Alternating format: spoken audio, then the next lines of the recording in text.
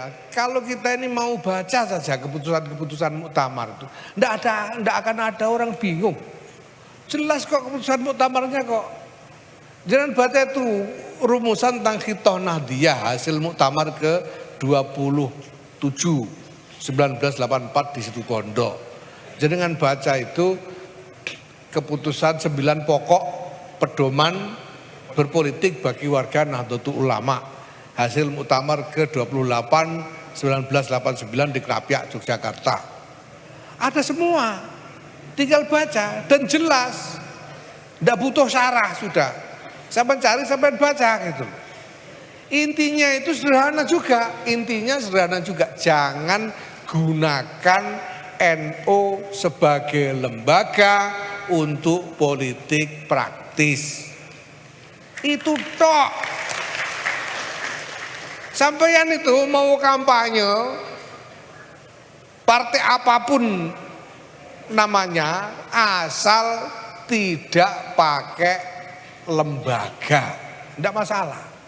Kemarin itu kita beberapa cabang kita tegur karena bikin kegiatan politik praktis di kantor PC. Mbok ya cerdas dikit. Masa di kantor PC kayak nggak ada tempat lain itu loh. Wong ya boleh kok, bukan nggak boleh sampean berpolitik itu boleh, tapi jangan pakai lembaga NU itu aja sudah. Terus partai yang dilahirkan atau tidak dilahirkan oleh NU gimana, sama saja Pak.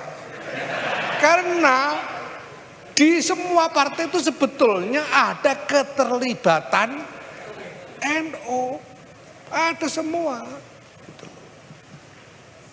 Dan warga NU ini tersebar kurang lebih merata di semua partai yang ada, gitu. Partai yang katanya mengklaim paling NU itu cuma kurang dari 10%, Pak. Padahal NU itu lebih 50% dari warga Muslim Indonesia. Nah masa kita cuma ngurus 10%, yang 40% nggak kita urus. Nah Gus Jazilul, itu terakhir ada kutipan pernyataan dari Gus Yahya bilang itu partai yang mengklaim paling NU itu di bawah 10% kok. Kalau kita lihat di jumlah perolehan suara ini memang PKB yang 9, sekian persen memang ya. Apakah itu yang dimaksud secara jelas bahwa PKB yang dimaksud oleh Gus Yahya, Gus Jazilul? Jadi kalau PKB dengan NU hubungannya bukan klaim tapi histori dan fakta sejarah yang pasti. Dan banyak hal secara faktual sejarah yang tidak diceritakan saja, bahwa Gus Dur menjadi presiden karena PKB, bahwa Kiai Ma'ruf Amin menjadi wapres karena PKB, bahwa mungkin ke depan ini saja yang akan dilihat ke depan, mudah-mudahan track yang dibangun oleh PKB itu juga akan mengantarkan kader terbaik NU, kader terbaik PKB untuk memimpin Indonesia. Saya pikir tidak ada masalah, kita tahu semua kok apa yang disampaikan itu. Kita semua juga bekerja berdasarkan mandat yang disampaikan oleh ulama. PBNU yang memberikan mandat kelahiran PKB, Mbak Frisian. Jangan muter-muter aja. Itu bukan klaim sejarah, itu fakta sejarah. Jadi biar nggak muter-muter aja. Bahwa pernyataan Gus Yahya misalkan NU mau netral di politik atau silakan, itu didukung oleh PKB. PKB tidak menghalang-halangi itu. Namun sejarah juga jangan ditutup-tutupi bahwa alat perjuangan politik yang dilahirkan atau partai politik yang dilahirkan oleh PBNU melalui surat tugas yang ditandatangani tanggal 22 Juni tahun 98 itu melahirkan PKB, dan mandat sejarah itu belum pernah dicabut. Nah oleh sebab itu kami semua yang ada di PKB justru ingin agar dalam abad kedua Nahdlatul Ulama, tampilan Nahdlatul Ulama, kegiatan Nahdlatul Ulama makin jelas, makin memberikan manfaat. Tidak hanya ngobrol-ngobrol urusan-urusan politik praktis. Dia tidak berpolitik praktis, tapi faktanya semua yang terlibat itu punya jabatan politik. Saya kasih tahu ya, yang menjadi ketua panitia itu jabatan politiknya adalah Menteri BUMN. Itu jabatan politik, meskipun bukan anggota partai politik. Bagi PKB tidak ada masalah, karena apa? Karena semuanya ini adalah bagian dari khidmah masyarakat Indonesia terhadap NU, karena NU telah merawat bangsa ini, menjaga persatuan, kesatuan, itu bisa. Jadi hubungan PKB dengan PBNU itu nggak ada masalah. Justru geserlah pada pertanyaan yang lebih substantif. Pada abad kedua ini tantangan bukan hanya tantangan politik, justru tantangannya yang dilihat oleh PKB, saya yakin juga dilihat oleh PBNU adalah tantangan keumatan, pemberdayaan, dan kemandirian ekonomi umat. Apa yang sudah dilakukan? Ya, itu pertanyaannya ya. Apa yang sudah dilakukan? Gus Fahrul sudah... Kebijakan apa yang sekarang sedang dijalankan? Nah, itu yang menurut saya penting. Kalau urusan pilpres, serahkan sama PKB. Beres. Beres dalam arti Gus Muhaimin sudah jelas jadi capres atau cawapres maksudnya? Ya, Mbak Frisian boleh menafsirkan apa saja, tetapi yang bisa mengantarkan orang, yang bisa merekomendasi sebagai partai pengusung itu PKB, bukan PBNU. Itu aturan dalam konstitusi. Jadi kalau NU mau ngantar presiden ya nggak mungkin, karena PBNU bukan wilayahnya. Kalau yang begitu, punya teknik tanda tangan itu PKB dan Gus Muhaimin. Itu konstitusi melindungi. Baik, Gus Fahrul, jadi tadi saya coba di awal ya, Gus Fahrul sempat keluar dari sambungan secara virtual. Saya coba beri konteks bahwa PKB ini kan adalah partai yang memang lahir dari rahim NU. Ia sebagai entitas organisasi politik punya perjuangan politik. Tapi NU juga sebagai organisasi kemasyarakatan punya visi dan misi yang hendak diwujudkan. Salah satunya adalah melalui perjuangan-perjuangan politik juga. Kita melihat beberapa anggota dari NU menduduki jabatan-jabatan politik. Jadi ini bagaimana sebenarnya hubungan antara dua entitas yang berbeda, satu partai politik PKB, ada satu organisasi kemasyarakatan NU sebenarnya, Gus Fahrul, kami melihatnya. Apakah beriringan mewujudkan visi dan misi masing-masing atau sebenarnya sebagai satu kesatuan yang tidak terpisahkan? Bagaimana kami melihatnya? Gus? Ya, halo. Ya.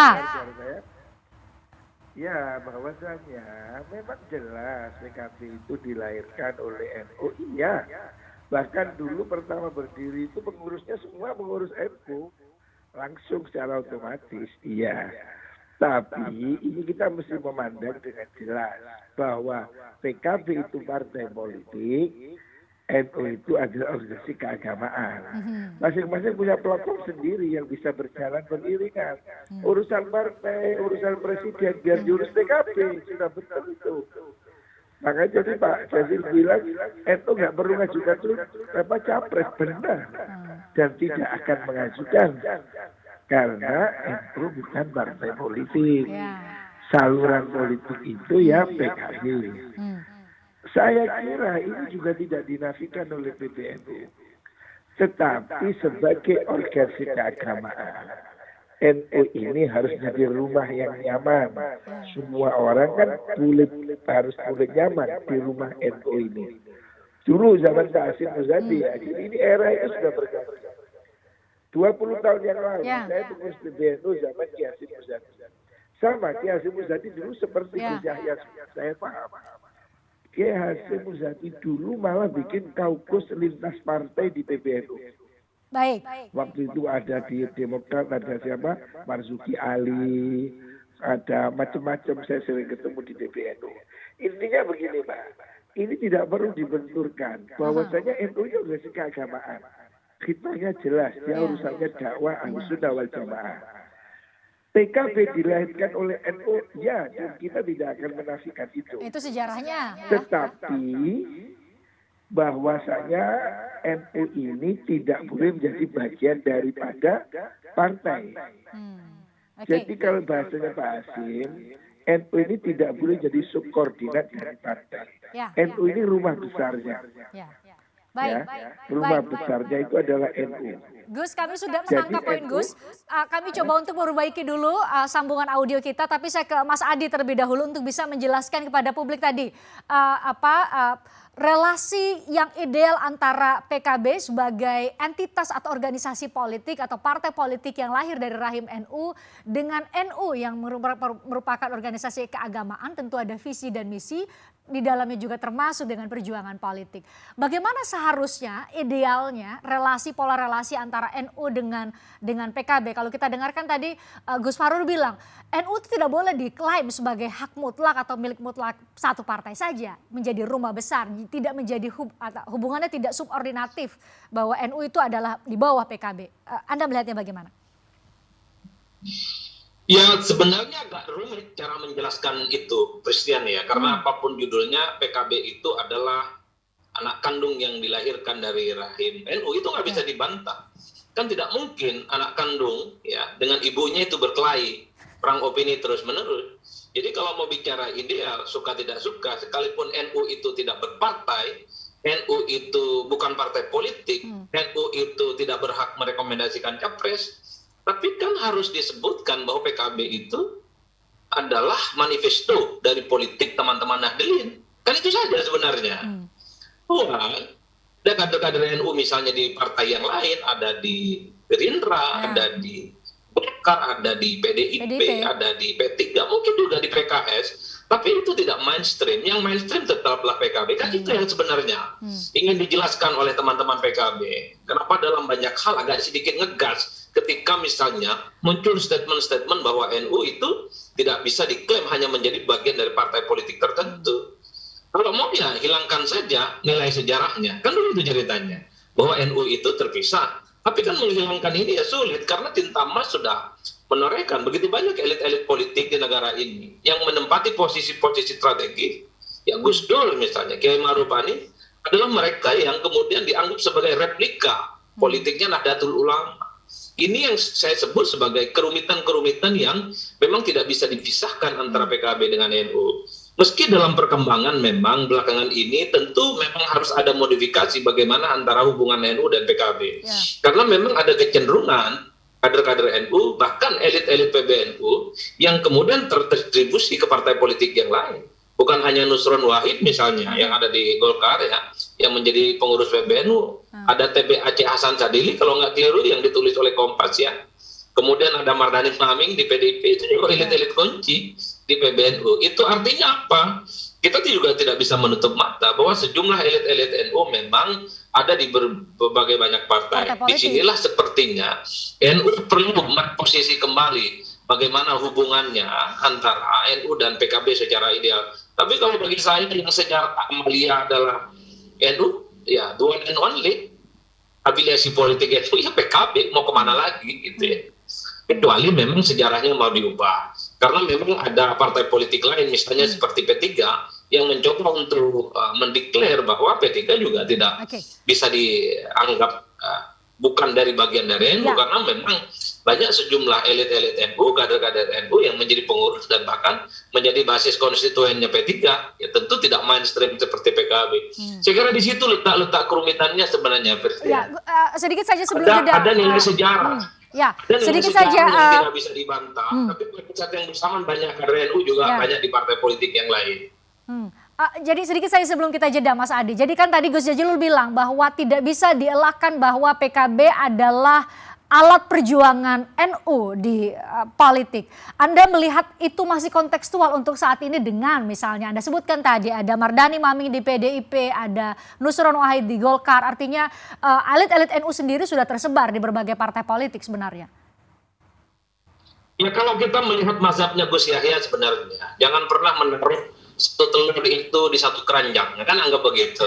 Kalaupun misalnya tidak bisa berharap di satu tempat seperti PKB, elit-elit NU bisa sampai kepada ke puncak, siapa tahu melalui partai politik yang lain.